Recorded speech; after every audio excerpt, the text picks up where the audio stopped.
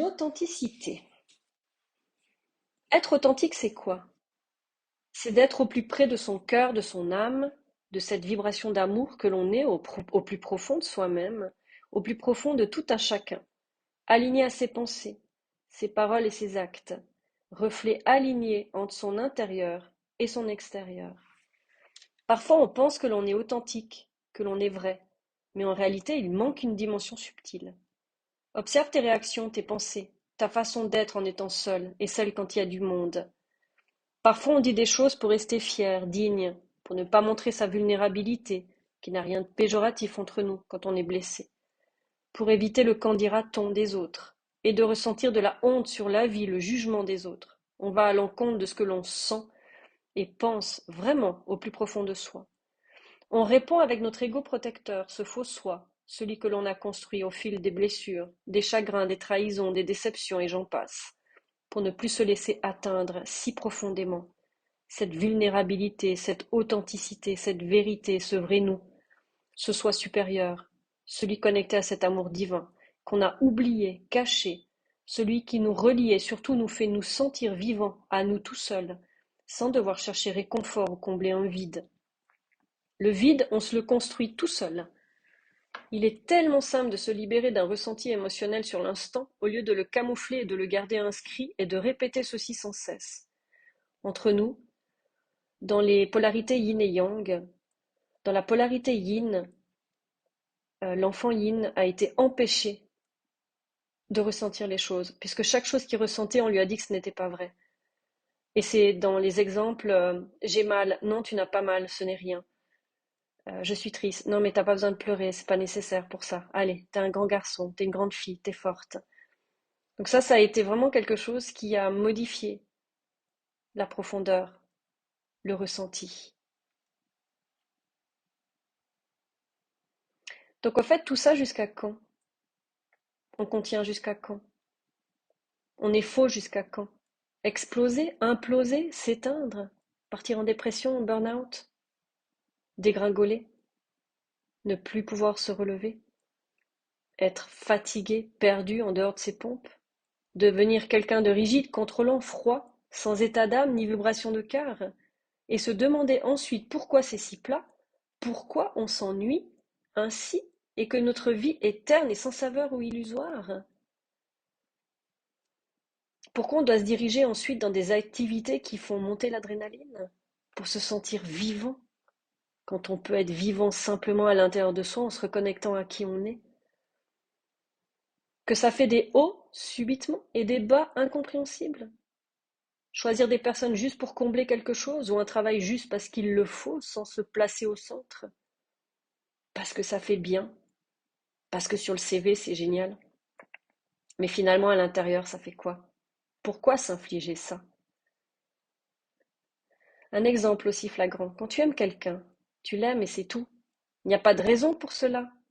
Dans l'amour inconditionnel, alors pourquoi lorsque tu es blessé, contrarié, rejeté, abandonné, trahi, ignoré, en silence, pourquoi fais-tu tout le contraire? Pourquoi faire des choses pour blesser l'autre? Pourquoi faire des choses pour le rendre jaloux? Pourquoi faire des choses au fait pour faire bouger les choses, mais d'une façon qui va dans le sens inverse de l'amour? L'amour, quand il est là, et c'est tout. Pourquoi faire vivre, endurer à l'autre ta souffrance? Pourquoi te venger? Pourquoi faire des silences radio? Pourquoi faire la même chose en retour? Pourquoi infliger cela si déjà ça ne te parle pas? Pourquoi ne pas affronter la réalité, communiquer comme des adultes? Amour sacrificiel, amour enfantin, amour blessé, amour faussé, amour voilé. Ces comportements sont liés à ton côté bourreau, réveillé par le côté victime, mais surtout par ton propre enfant intérieur blessé. Oui, on est tous comme cela. Et tu verras dans un de mes podcasts, quand j'explique sur le triangle de Cartman, victime, bourreau, sauveur, ça représente justement le petit enfant. Ça représente cet ego protecteur, l'adulte que l'on a construit justement pour se protéger. Et ça montre l'adulte prisonnier aujourd'hui. Et oui, on est tous comme ça.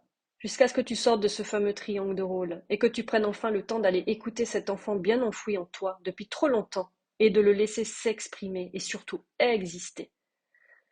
Sois l'adulte que tu aurais voulu avoir à tes côtés, enfant. Il est temps de reconnecter nos cœurs et nos âmes pour vivre une vie remplie de bonheur. Ce vrai bonheur aligné à son âme et à son cœur. Sache que dans l'intérieur, quand tu as l'impression d'être dans le malheur ou de ne ressentir que du négatif, c'est une question de positionnement et d'alignement. Parce que dans le bonheur, il y a le malheur. Dans la tristesse, il y a la joie, et etc. Et tout dépend de quel côté on se place. L'un n'existe pas sans l'autre. Donc, ce vrai bonheur aligné à son âme et à son cœur, quand c'est le cas, tu le sens, ça vibre, ça pétille, c'est magique à chaque instant. Tu fais face aux aléas de la vie en adulte, en affrontant, en prenant toute responsabilité. Tu deviens transparent, vrai, authentique. Tu n'as rien besoin de cacher, de ne pas dire, de faire des choses opposées, de tout effacer, de ne laisser aucune trace. Donc, pas besoin de faire des choses opposées justement à ce que tu souhaites vraiment. Tu es libre. C'est cela la vraie liberté, quand tout est aligné à qui tu es vraiment. À quoi ça sert de chercher la liberté à l'extérieur? De rentrer dans une relation, une situation qui ne te convient pas? Pour faire quoi après? Chercher de la liberté dehors? Pour certaines personnes, chercher d'autres attirances, d'autres endroits, d'autres hommes, d'autres femmes? Pour faire quoi? C'est qu'à l'origine, il y a quelque chose qui joue pas. Ça joue pas à l'intérieur de soi. Ça joue pas au niveau de ses choix. Ça joue pas au niveau de son alignement. Tout cela, c'est être faux. Être déconnecté de son essence, être dans l'illusion. Quand je parle du faux, c'est le faux self. Le sacrificiel, se mentir à soi-même, ne pas être authentique, être fourbe. Et vous savez quoi? On accuse l'extérieur et les autres d'être tout cela et de faire tout cela aussi. Il est temps de se regarder en face, tout à chacun. Comment? En habitant son corps déjà, mettre de la présence, de la conscience, remettre son mental sur on, reprendre les rênes de sa vie, de qui on est. Non, on n'est pas des machines. On n'a pas à subir la vie. On a juste à la vivre. On reconnecte qui on est. On s'écoute vraiment et on prend le temps pour se reconnecter à sa petite voix intérieure. Guérir les blessures d'enfance, créer sa vie magique, sa vie rêvée. À l'intérieur de soi d'abord. Et ensuite, l'extérieur se montrera derrière le voile de l'illusion. Moi, j'ai choisi de ne plus subir, de ne plus être happé et surtout de décider de ce qui me fait pétiller chaque jour. Accueillir les aléas de la vie, les incompréhensions, et surtout ce que l'on ne peut contrôler qui vient des autres et de l'extérieur. On est le capitaine de notre propre bateau. Écouter son ressenti, écouter sa propre guidance, se laisser porter par ce qui vient, sorti du contrôle, en total lâcher prise, en s'abandonnant en fait à ce qui est, à plus grand que soi. Pense-y, es-tu bien à la bonne place, avec les bonnes personnes, aligné à tes pensées, à ton cœur, à ton âme? Es-tu transparent? Es-tu sincère avec tous les gens? Les choses de ta vie, ton travail, ta famille, ton conjoint, tes enfants. Es-tu juste avec toi? Es-tu heureux? Sur quel sujet te mens-tu à toi-même et aux autres? Sur ce, je vous laisse sur cette bonne méditation de soi-même.